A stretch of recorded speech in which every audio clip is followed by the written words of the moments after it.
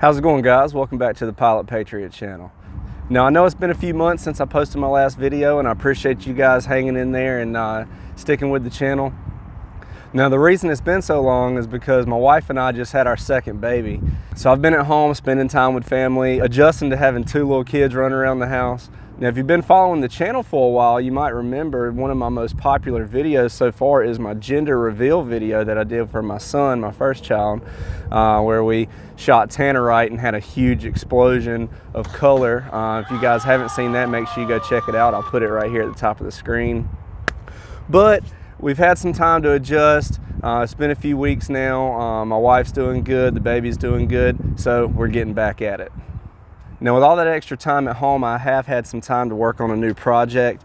One thing every shooter loves is shooting at steel targets. There's nothing quite as satisfying as getting that nice loud ping every time you hit the target. But one thing that can make that even more fun is a reactive target. And something I've always wanted is steel popper targets like the one you see here in front of me. You might see those in a lot of competition shooting and things like that. And what they do is when you shoot them, they fall down.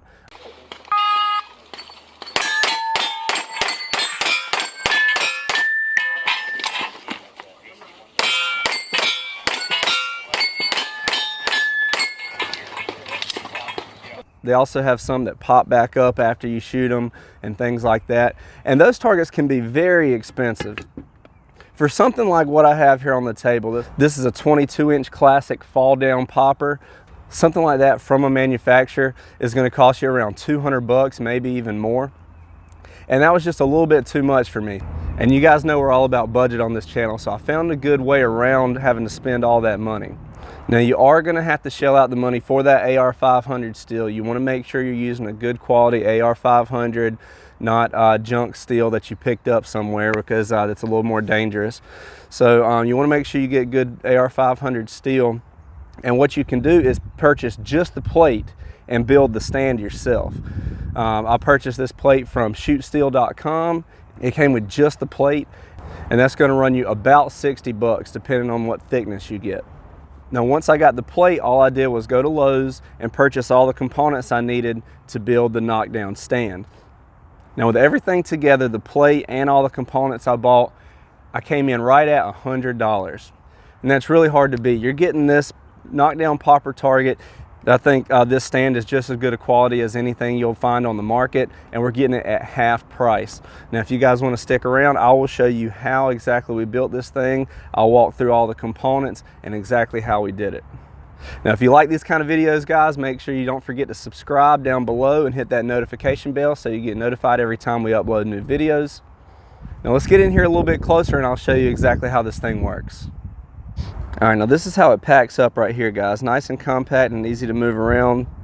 And I actually added a lot of features that you don't see in any other targets on the market that I think is really good, nice improvements over what the manufacturers are putting out there. The first thing you'll notice is this Velcro strap right here. Now that's so when I'm carrying this thing down to the range, that plate's not flopping around everywhere. It's nice and secure. Makes it a whole lot easier to carry this thing. Now, to unstrap that, all you're going to do is pull it up, and then your plate pops up there, and you can just secure that strap down out of the way just like that right there. Now, another thing you'll notice I added that's going to make it a little easier to transport is I added this carry handle right here that makes it super easy. It's on the back, so it's out of the way, but when you're carrying it out to the range, you're carrying a couple targets at a time. Makes it super easy to carry, especially when that plate is strapped up like that. And if you'll take a look at the frame here, it's just a 2x4 frame. You really need less than 6 foot of 2x4 to make this thing. You probably have some laying around. And if you are going to go out and get it from Lowe's or Home Depot or something like that, it's only going to cost you about 3 bucks. Now, obviously, the ones on the market are usually welded angle iron.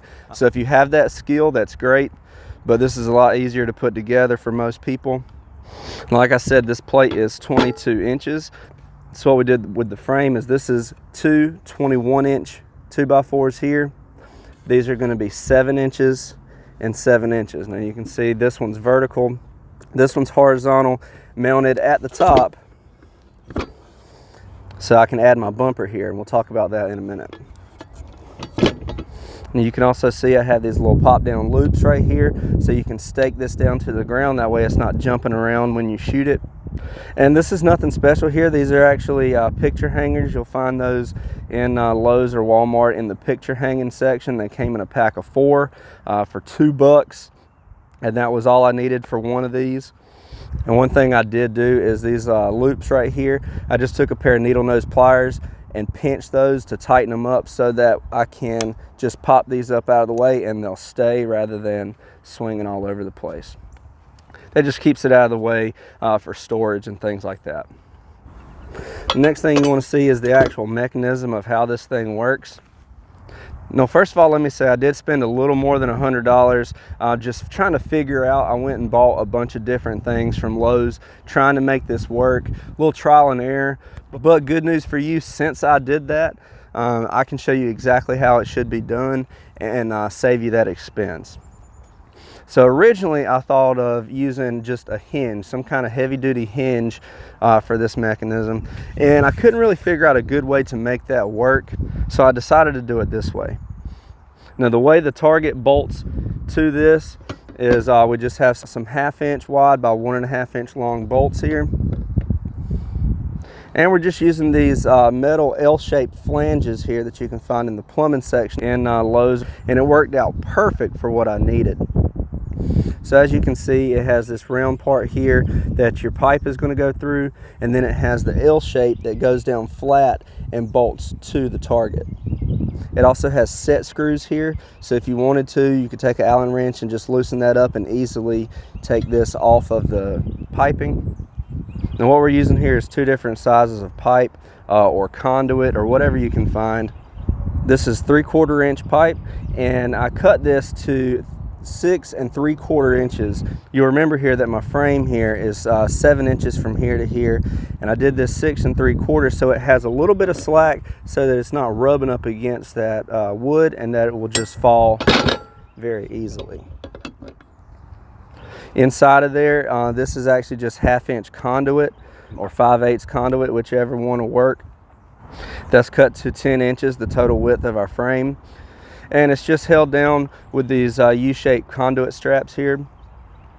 You want to make sure you get those nice and tight. And if you wanted to, if you're worried about it moving back and forth, which I'm really not, I feel like it's pretty sturdy, you can put a pin through here so that it won't pull through. And as you can see, guys, this thing just moves really easy. I can't think of any better way to get this to work. That mechanism works out perfect. Now another thing you'll notice in here that I added is this bolt that bolts through this 2x4, and all it does is butt up against the bottom side of that plate. And the reason for that is to give you a little bit of adjustment. If you'll notice, I have a wing nut here that's really easy to just undo that wing nut. Have another nut here. So the reason for that is so you can loosen it up, make this distance a little shorter, and what that's going to do is allow your plate to lean forward a little bit more, and that'll make it harder to knock down. The reason you would want to do that is just for training purposes, or if you're using a higher caliber, something with a little more knockdown power, you can lean this forward and it'll still knock it down just fine. If you're using lighter calibers like 9mm or 380 or something like that, all you need to do is loosen these bolts up and run that bolt in a little bit further. Tighten your wing nut back down, and you can stand that plate up nice and straight, and that makes it a little easier to knock down.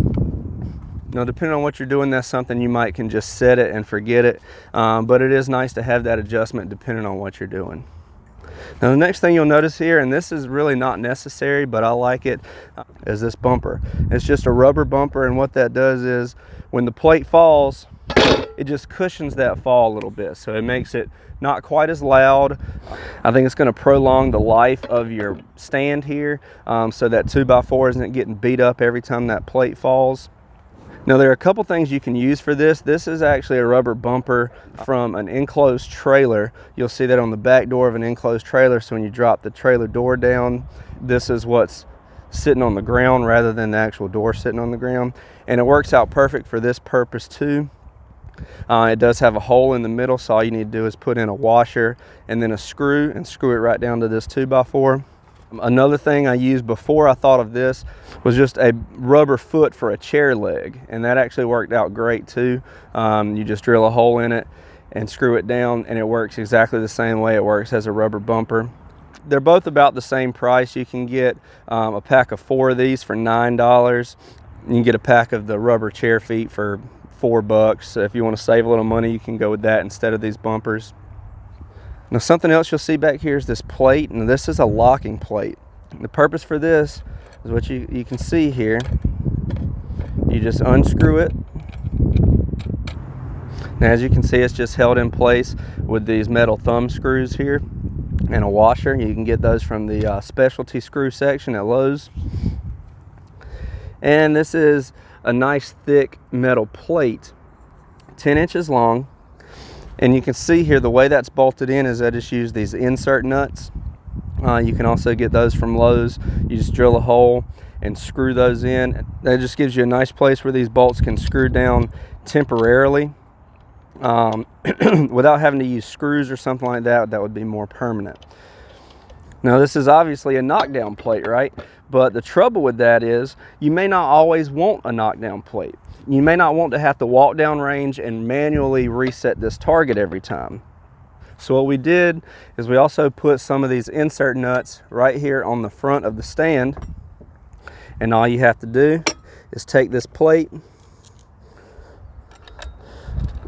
bolt it in place here, and that positions your locking plate in front of the bottom of your target plate. Lock it in nice and tight. And all that does is prevents the plate from falling over.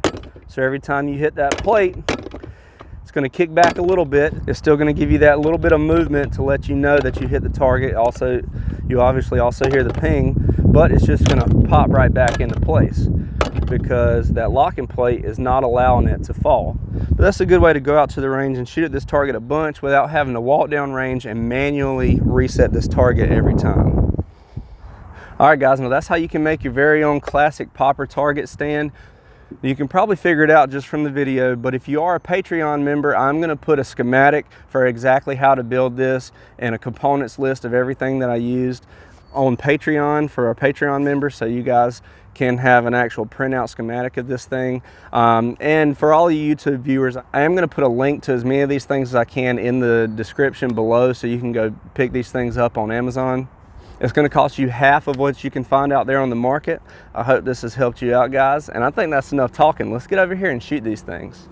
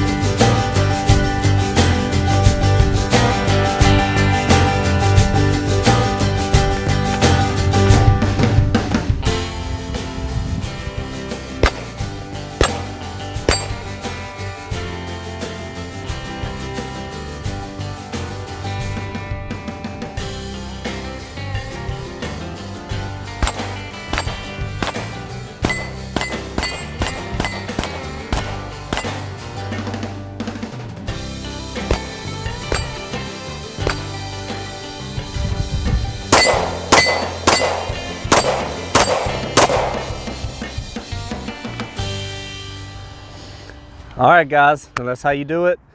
I hope this video has helped you out. If you guys are interested in making some popper targets of your own, this is a cheap and easy way to do it. And don't forget too, guys, if you want to support the channel, you can go to pilotpatriotapparel.com, get you some nice patriotic and Second Amendment t-shirts. And if you haven't done it yet, make sure you hit that subscribe button down below. Make sure you hit that notification bell so you get notified every time we upload new videos. Thanks for watching, guys. Like, share, and subscribe, and I'll see you next time.